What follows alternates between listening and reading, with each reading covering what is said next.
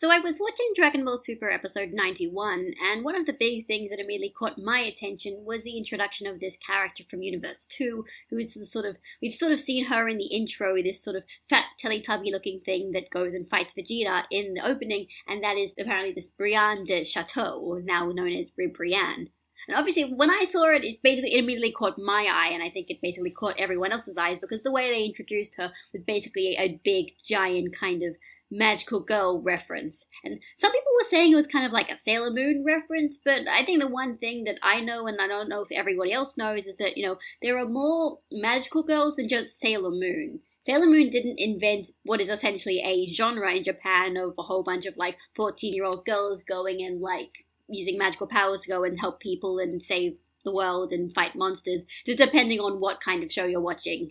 So Ribrianne in this episode was very clearly a magical girl reference. The way they animated her and the way they made her attack and stuff like that was very much clearly a magical girl reference. But I'm also a really big magical girl fan, so when I saw this, I was also very curious to wonder as to whether there was any specific inspiration for the very specific way that they animated her this episode and her attack and her transformation sequence. So I basically looked in to try and sort of see if I could find any sort of similarities. In particular, I was looking into Pretty Cure because, Pretty Cure is probably the most likely sort of inspiration that Toei would have for a magical girl sequence nowadays because, first of all, it's airing right now and it is also done by Toei Animation and it's also very, it's contemporary. And one thing that Toei Animation seems to be doing in Dragon Ball Super right now is making it very contemporary. We've got, smartphones and internet memes and GodTube, so if they're going to reference anything, they're probably going to be referencing Pretty Cure, and I know a lot of the Pretty Cure stock footage,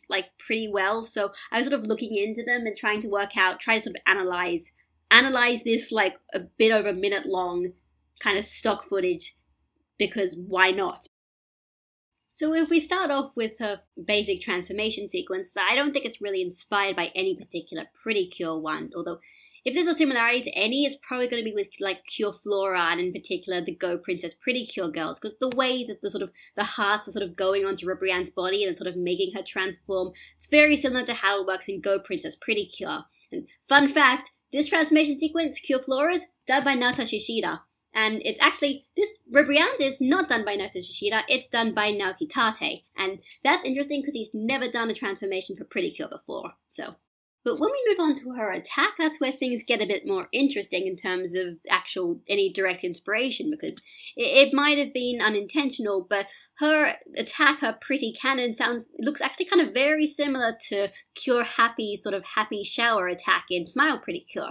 And the way, they have a pink heart-shaped beam and then they sort of attack and it's sort of they sort of show it at different angles as well. And then another interesting inspiration is that after she does the attack, the enemies kind of get sort of enclosed by her own attack, and then she sort of does a pose, and then it just kind of explodes the bad guys. And that's kind of something that definitely reminded me of something that happens in Sweet Pretty Cure a lot. Most of the girls, when they use their attack, they sort of make a pose and then the thing explodes, and it has the same framing as well. In particular here, Cure Rhythm is basically walking away as the explosion is happening, which I think is probably one of the most badass things I have seen a magical girl ever do.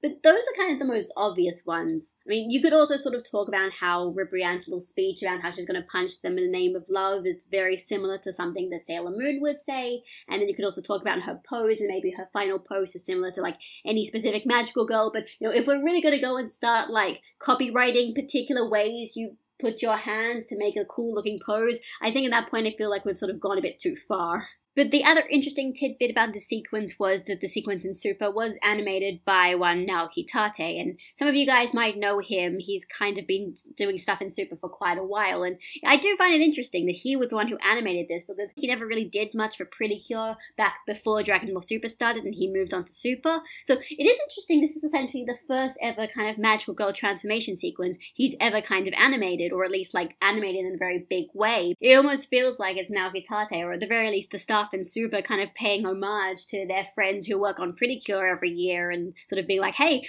we're doing this at a completely different show, but we can do that too. So, if that's the case, that sounds like a lot of fun. And it's like this sort of kind of, wider sort of context behind everything. It might not just be because somebody wanted to do Magical Girl parodies, also because like somebody wanted to have fun and sort of talk about their friends at Toei who sort of do similar things and that's their job. But regardless of the circumstances behind it, it's actually a really fun sequence. And I think I'm surprised at just how much longer I could keep talking about, like, analyzing the very specifics of this. But, it's just sort of one thing to say, yeah, this was definitely a Magical Girl reference, and if you look really deeply into it, you can kind of see similarities with other actual Magical Girl shows when they do this, and they play it completely straight. Here it was a parody because obviously she doesn't turn into a pretty girl with a very frilly dress. She turned into a big fat Teletubby looking thing. But yeah, it's clearly a Magical Girl reference. And the fact that we're probably going to see more of Ribrianne definitely shows that there's probably going to be more of this to come. And if we get more of these like Magical Girl references and I really care, I might do more of these kind of like sequence analysis and like literally just try and say, this is like this and this is like this and this is like this. Because this is something I actually find really fun, just doing this, because you can't really do it in any other context, and it's a crossover between Dragon Ball and Magical Girls. Like, seriously, this is just all my everything, so it's really fun, and I hope that you guys kind of enjoyed this. So yeah, if Ribrianne shows up again and we get more Magical Girl references, maybe I'll talk about it. If I don't, maybe I will, maybe I won't. I don't know, it'll be up to me. This was fun, I liked it, and I hope you guys enjoyed it as well. So this is Gabby, signing out, and goodbye, guys.